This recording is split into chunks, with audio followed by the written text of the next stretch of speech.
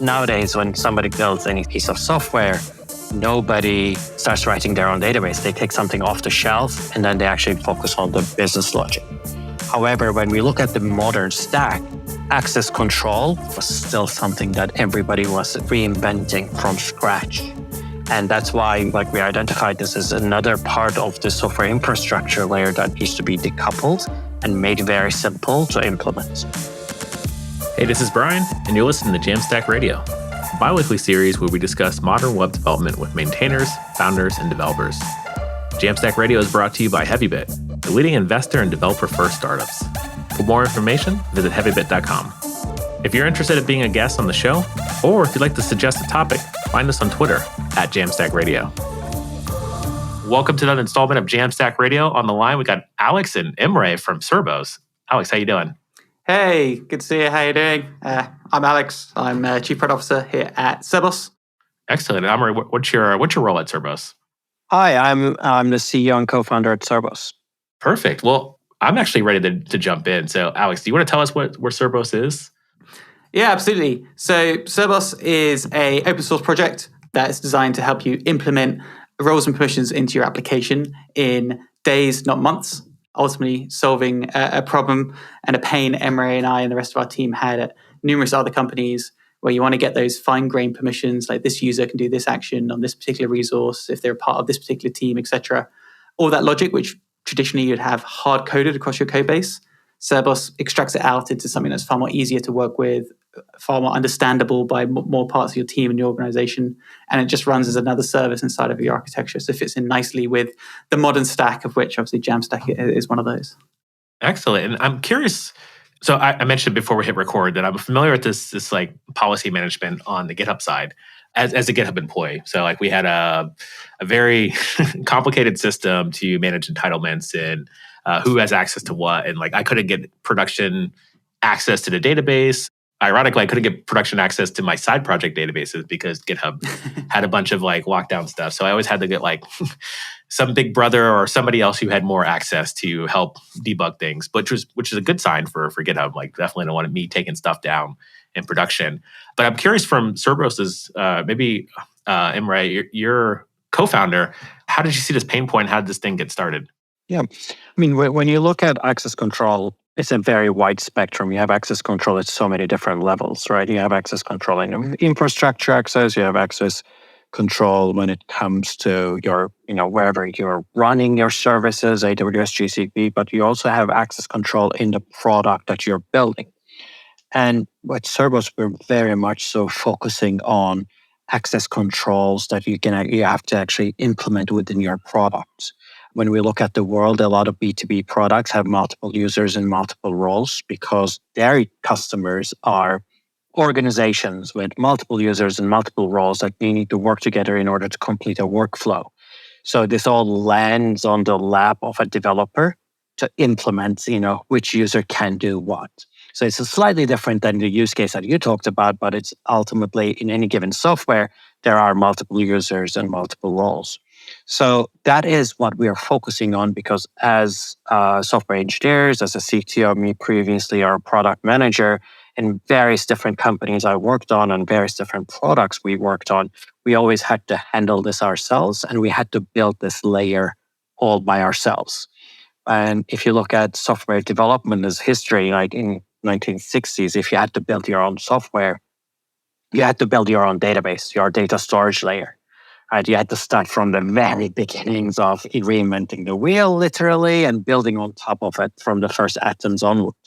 But nowadays, when somebody builds any piece of software, nobody, starts writing their own database. They take something off the shelf, and then they actually very much so focus on the business logic.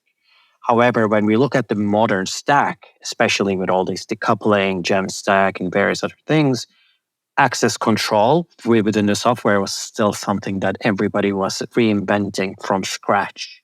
And that's why we identified this as another part of the software infrastructure layer that needs to be decoupled and made very simple to implement. Very cool. Yeah, this is something from my purview is not something I think about a lot. I definitely have a bunch of stuff that we're leveraging off the shelf, and we're only just getting to the point where we need to figure out, okay, So I'm CEO of the company. I helped build the initial product. I've been a little bit removed from day-to-day engineering, but every now and then yesterday I had a conversation about like access to database to be able to do some sales discovery and et cetera. But then the question is like, should I have access? Like is that too past like what I need to be doing? Or can I get a sandbox that's read only? So I'm very intrigued by this product and how y'all are approaching this. You mentioned open source as well, and I'm curious the choice for going open source too. Yeah, absolutely. So I guess a bit of backstory. I worked first as a software developer and then in a product manager for one of Emre's earlier startups. And I was both the developer and later the product person that had to go and manage the roles and permissions inside of that particular SaaS system. It was like an e-commerce MarTech platform, big, massive Fortune 500, FTSE 500X companies. And we were closing these deals with big enterprise accounts. And one of the global airlines in the Middle East, one of the biggest retailers in the US. And they had these teams of tens, if not hundreds of thousands of employees who all needed access to the particular system we had built. And we'd go in and do this amazing pitch and we say, right, we're going to onboard you to our system. We have 3 user roles. We have an admin, we have an editor, and we have a viewer. And that was it. And immediately you could turn around and say, I can't shoehorn 90,000 employees into 3 roles. It's not going to work. So you end up with these requirements as you start scaling up and you're building a company around sort of enterprise level, enterprise grade and permissions. And this is where you need to now start tailoring access to different parts of your system based on the user, what department they're in, what region they're in, what office they sit in, who their manager is. This kind of beyond role-based access control, but attribute-based access control or ABAC. And that was a 3-month project minimum to actually get built. And ultimately it becomes at a certain scale, like a blocker to actually getting deals done and getting customers on board and such. And we didn't want to waste 3 months. And actually that system, the requirements kept changing. And every time those requirements changed, it was another 3 months worth of engineering work. And that's 3 months of good team of engineers' time and that you've taken away from building the core product to go and focus on this sort of commodity infrastructure style type layer. So when I went on to work at a couple of other startups and other different industries, and I had to build the system over and over again, it's like, hold on, why am I doing this again and again and again? So with Cerbos, we all come from sort of engineering backgrounds. We all still write code, whether we should or not is another question to this day. And I still write way too much code. And the way we kind of look at it is like, this is something that every system needs. This is something that you shouldn't be reinventing the wheel every single time. So we took a very much a developer-focused approach, but we figured the best way of kind of getting started here is actually go open source first. So the core of Cerbos is the Cerbos policy decision point. This is essentially this microservice that you pull the container off GitHub or Docker Hub, wherever you run it inside of your cluster, run it inside of a Lambda function, run it wherever you need. And that is the core open source engine of Cerbos. And that is the component where you send a request to it. You're saying, I've got this principal, or so it could be a user, it could be an API key, etc., trying to do this particular action. So they're trying to edit a report, they're trying to view a record, they're trying to export a download, let's say, on this particular resource. So the actual instance of the resource they're trying to access. And in your application code, you already know those 3 things because based on the request, you've got some authentication token. So you know that this person is Dougie. He's got these attributes. He's in this team, he's in this office, etc. He's trying to hit this particular endpoint. So they're trying to do the edit action, let's say, on this particular resource ID of report 123, let's say. So your application knows from the authentication token who you are. The URL basically dictates what action you're doing or the request what actions you're doing. And the resource, your application already sort of knows what resource is. And then traditionally, you would then have this massive if-else case switch style statement hard-coded in there. And that's where I always start, even on my little side projects I tinker on. Hey, it's an if user role equals admin, do the thing, if not, return some of error. And that gets you so far, but going back to those kind of previous examples of previous companies, those if statements get more and more bloated. They get more and more tricky to understand. And, as you start scaling up your systems, you've got webs of microservices in different languages, let's say. You've got your Node sort of application. You're starting to do some AI, LLM stuff in Python over here, and they all need different permissions, etc. Whenever those requirements change, or whether you need to enforce a new permission, or you want to say change how a feature's packaged to different access models, you then have to go and touch this code, which is across all sorts of different parts of your application code. And it's a mess, it's a web, and it really gets out of hand. So Cerbos, the way it works is you take the open source project, you define your authorization logic as policy, and these are just YAML definitions, love it or hate it. YAML is very much here to stay. And they're very clear and very simple. You define, here are the different resource types in my system. Here are the different actions that you can do against those resource types, and then under which conditions those actions should be allowed. So simple thing is a user must have a certain role. But more realistically, you end up having conditions, which are things like this user must have a role and they must be the owner of that resource. So you would have a little expression in there that says the owner ID attribute of the resource must be equal to the ID of the user making the request. Thus, they are the owner. That's an attribute access control logic. So all these different policies are then loaded into that open source container that you're running inside of your stack. So it's running right alongside your application. So you're not going out over the internet. You're not going to hit some external API or anything. Everything's local to your app. And in your application code, before where you had that massive if-else case switch style statement, you now just make an API call out using one of the SDKs or the API directly. And you simply say to Cerbos, this user trying to do this action on this resource. Cerbos evaluates the policies, creates an audit log of the decision, which is something that's generally overlooked if you were to build it yourself, and then returns back that and allow or deny to your application code. So now that massive logic before is a single if statement. If Cerbos says allow, do the action. If not, return some sort of error. And that's the developer experience. And that's why we went open source first, because this solves a problem that every application will have at some point. We wanted to get the core out there. We wanted to get the solution off the shelf. We don't want it to be a blocker. You shouldn't have to go through procurement to get a stable solution in your environment. And that solution should scale with you. And this decoupled approach, decoupled authorization is the kind of the phrase and the sort of category we're talking about here. That decoupled approach really gives you this incredible advantage where whenever those requirements change, which guarantee they will, you just update your policy files once. They sit in a Git repo. You have a whole CI pipeline running around it through the tooling we put open sourced as well. And then those requirements change your policy. The Cerbos instances pull that latest policy in. And now without redeploying your application code or anything like that, all your authorization logic has been updated. And you have a single source of truth of what's going on and what decisions were made from that audit log. Yeah, that's pretty elegant. And like, I definitely am, when you're saying like the if statements, like I feel triggered because I'm like, oh yeah, that's my life. Oh yeah. Because I literally, I'm working on a side project as I do as CEO. I don't try to do production, try to block up their engineers, but I do have a case statement on managing like who has access and who's looking at what. And that's like the best approach to like, let's just get in front of people and like the engineering team can like make this polished. But yeah, what I'm hearing at, it's like, it's extremely elegant to be able to say, okay, we've got an open source solution, try this out. And I think that was a big hurdle because GitHub acquired by Microsoft was definitely the biggest company I'd worked at. So like technically Microsoft, but we were kind of seeing like new steps and hurdles and how to interact with different parts of like pieces of the stack. And that was like very eye-opening for me to know, oh, like, okay, I can't just like cowboy code my way into whatever solution and expect this thing to go live in front of a couple thousand people. Even a couple hundred, I needed to go through some checks and balances. And you're right on the money with that audit log thing too as well, because like you don't know you need it until you need it.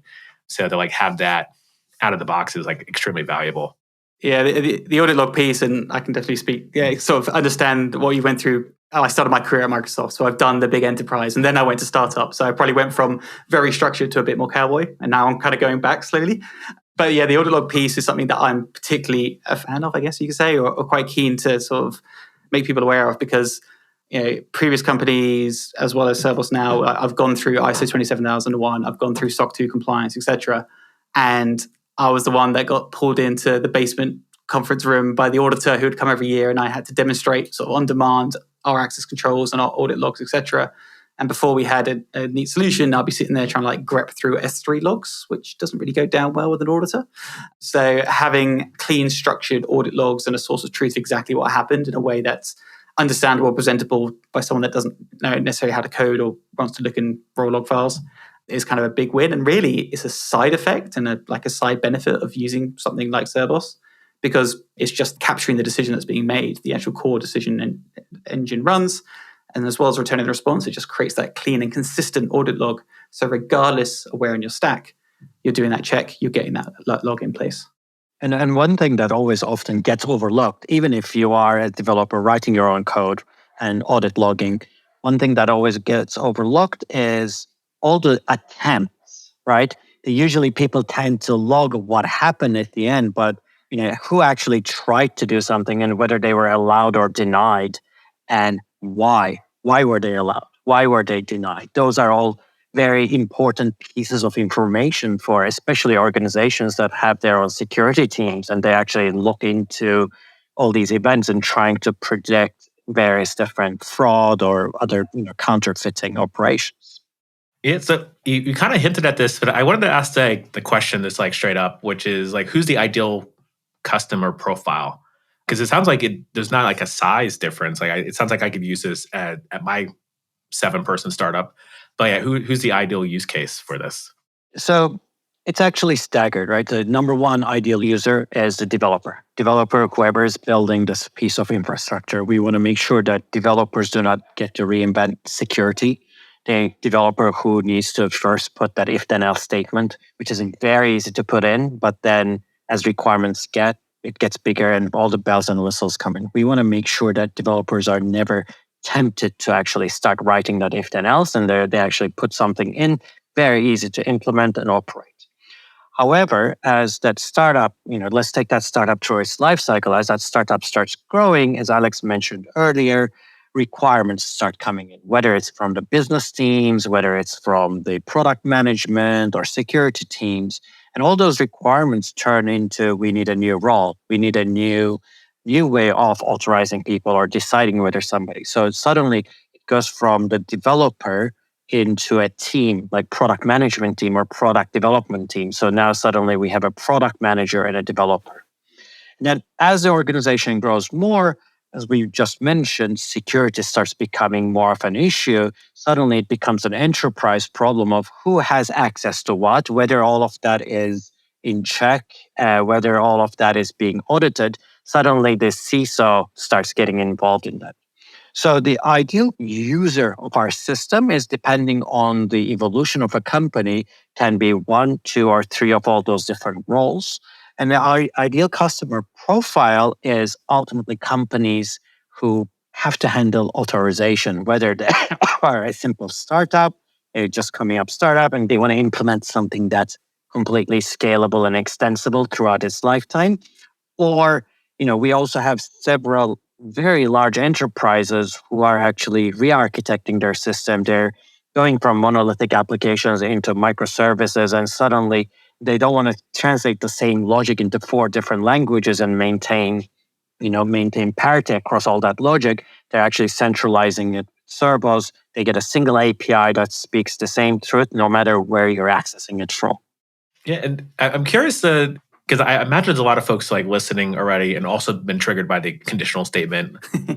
I guess, what are some good rebuttals for folks who are thinking, oh, I'm not ready for this, or I don't need it yet? Because it sounds like this is something you want to install into your system earlier, because then before it gets too complicated or before you end up sort of gluing like weird stuff around in your monolith. Yeah, so I think there's certain industries and verticals where you're going to be thinking about this earlier than you may have to. So we have a lot of users in like finance and fintech and regulated industries. This is just foundational stuff you need from day one. And anything you do that isn't sort of scalable is definitely going to burn you down the line as you start scaling up.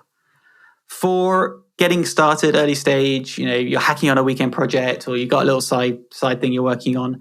The advantage of putting something like Cerbos in now is the hooks are already in place. So you're saving yourself the refactor, you're saving yourself the architecture that Emre spoke about, you're saving yourself the headaches down the line.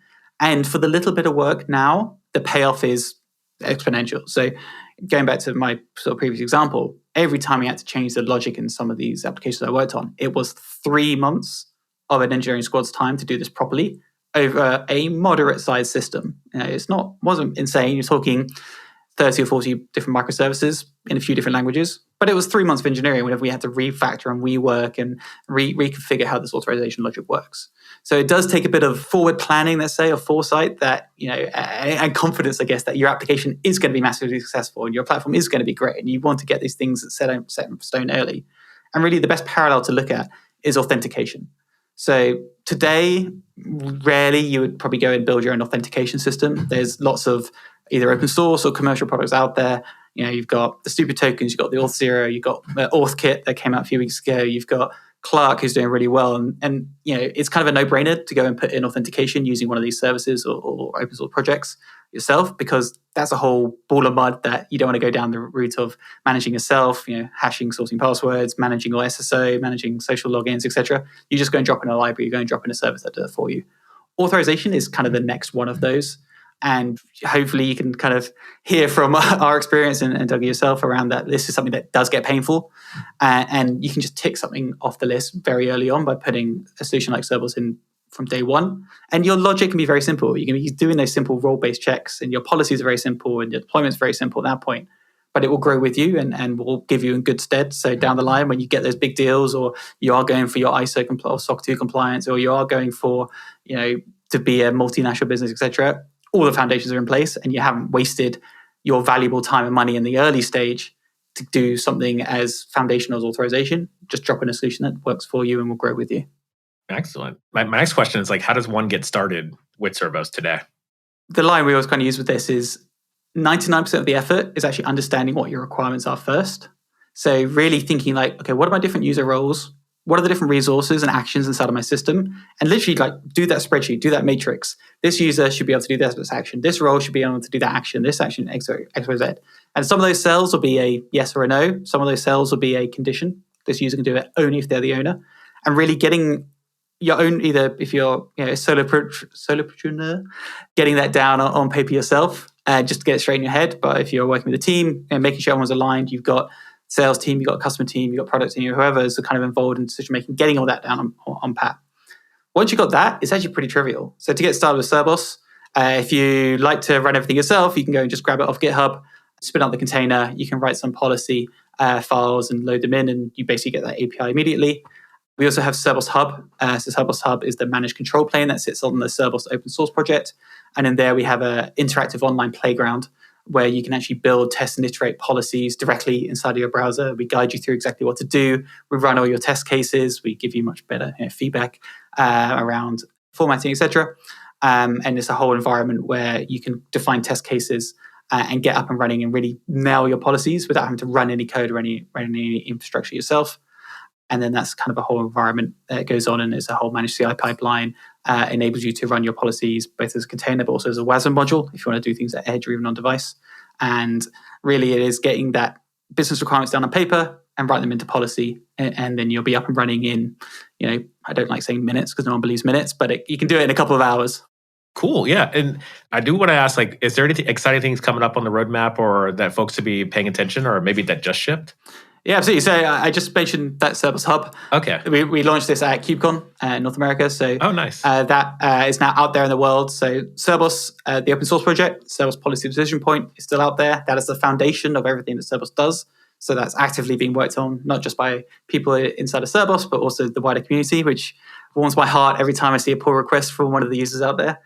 And Cerbos Hub is just the added layer on top, which gives you much more like a managed environment for defining policies, and managing lots of the operational sort of burden that can be introduced when you're running a large cluster.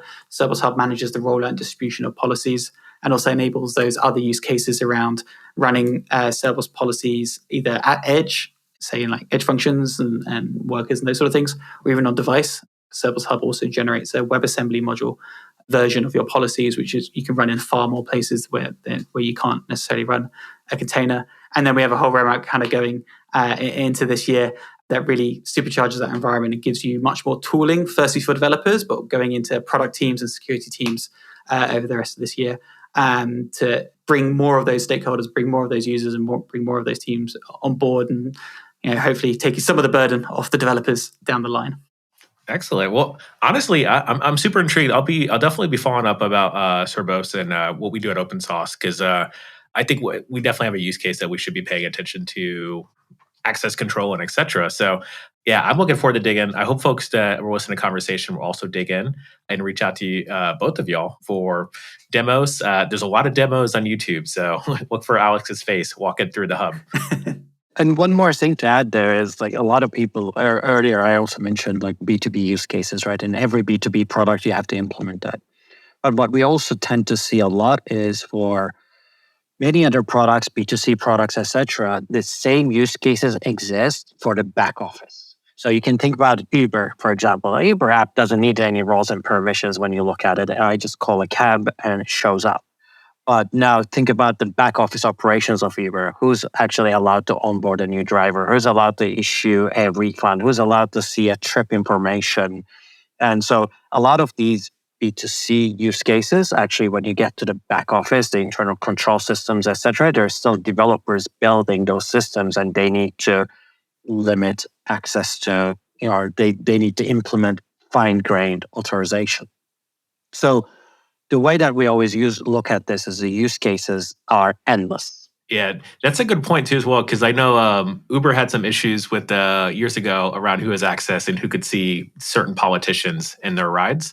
Yeah. And Twitter had an issue where they had folks had access to their, I guess, quote unquote, God mode. And I come from like 10 years ago building Ruby on Rails apps. Like that was like, oh yeah, let's just get God mode, and like anybody can go assume the role of a user like across the company. And it's nature, right? It's nature. Like everybody very much so focuses on the core use cases of their product, and nobody really thinks about these. And they're like, oh, it'll be a problem when we'd have to deal with it. But by the time they realize they have to deal with it, it becomes a big monster that they need to implement. And suddenly, especially in organizations that do not have their own dedicated security engineering team to build that layer, you start pulling people from your top engineers from different parts of your system that know your system to in order to be able to build this. And then the pain comes when you need to actually extend it or make it scalable, the second iteration, the third iteration. And this is, what we have seen in many organizations ourselves. This is what we have heard from a lot of our users and customers. And ultimately, we've dedicated our lives to solve this once for all so that nobody has to actually deal with that. Yeah, fascinating stuff. So I think we could probably talk a little bit more about this, but I do want to transition us to picks. So folks definitely check up cerbos.dev. And it's probably a good fit for you if you're not doing any of this stuff already. So definitely check it out. But now we're going to move over to our jam picks. So these are things that we're jamming on that keep us going throughout the day. So I know we talked about this earlier, but if you guys don't mind, I'll go first with my picks. And first pick is actually, I think we mentioned this in passing as like a use case study, but Zenny.ai is my pick. I've been managing, as a founder of a small company, managing on the finances myself. I have a finance degree, so I could zero base a budget, and I could do a bunch of other stuff, but I don't want to. So Zenny.ai is an app to basically connect to your QuickBooks, which again, I could be dangerous in QuickBooks, but I don't want to anymore. I want to move on to bigger and better things. Connects to your QuickBooks, connects to your bank account, and they give you a really elegant onboarding experience to understand things like burn and kind of like Mint, which meant RIP on that thing that's now going to be dead pretty soon. Understanding like what you're paying for and like where money is going, and like really, as your business needs to operate, it's a nice place to offload that experience. So if you're a very new founder, Zenny.ai definitely worth getting in early into your product, and it was cost effective for us. So yeah, definitely check it out. I'm laughing here because my pick is a very much same use case, but another product. It's called Pry. It's pry.co. And it's very much the same. It hooks into your bank account. It hooks into your accounting system. We use Xero. And then it lets you model your entire company spend. So you can actually put all your projected things and spend it. You can put all your hiring plan. And actually every month it reconciles with your accounting system and says where you're overspending, where you're underspending based on your budget. And as a startup founder, and in my previous company, I was running the entire product and engineering team. I had to do all of this in a spreadsheet, and then that spreadsheet had to get reconciled, and then CFO actually did the whole company-wide things, etc. With Pry, when we first started, I tried to replicate that spreadsheet, and it was a nightmare. And then came across Pry, and I'm like, oh my God, it does it in here. And what I love about it, it has also a GitOpsy approach, so you can actually make branches of your plan, and you can have different scenarios. But that's been, again, as a startup founder, cash is very important. Your runway is very important. And yeah, that's been my CFO basically since day one for the past 3 years. And I believe recently they have been acquired by Brex, but they're still operating it as an independent company. Oh, yeah. It gets to be, very, very familiar. Like, it was very similar to Zenny. So Yeah, I did not know of Pry, but yeah, definitely looks like a worth checking out. Cool. Alex, did you have any picks?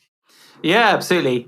I'm not going to go finance. I'm going to go Cerbos. We're kind of like sometimes get bucketed as like infrastructure or deep tech type solution. And I feel like there's a lot of these companies that don't necessarily get as much publicity as they deserve given how good their tech is. So I'm going to go quite niche and quite technical. A company called Buff. So there's a technology called Protobuf, which sort of Google led the lead on many years ago and runs things like gRPC and such out there. And Buff is building this whole developer ecosystem around Protobuf, so making them far easier to work with. And it's an amazing like tool chain. Buff.build is their website. We're heavily using it at Cerbos, and it allows us to definitely type and strongly define your APIs. And then we are consuming those definitions across our front end, our back end, our queue workers, etc.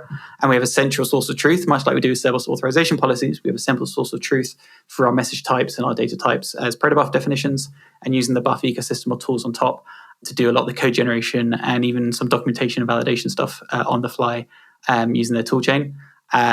It's one of those technologies that I think you can very quickly brush off as being a bit unsexy, but it's actually a really, really nice way of working, and we've kind of built a whole stack around it. And I just like shout them out whenever I can because they're doing some great work over there. Very cool. Yeah. Well, thanks for the picks and thanks for the conversation and talking about Cerbos. I'm excited to dig in and like punt this over to my engineering team pretty soon. So thanks so much for the time, and listeners, keep spreading the jam. That's all we have time for today. If you're interested in being a guest on the show, or if you'd like to suggest a topic, find us on Twitter at Jamstack Radio. This show is brought to you by Heavybit, the leading investor in developer-first startups. To learn more about Heavybit, visit heavybit.com.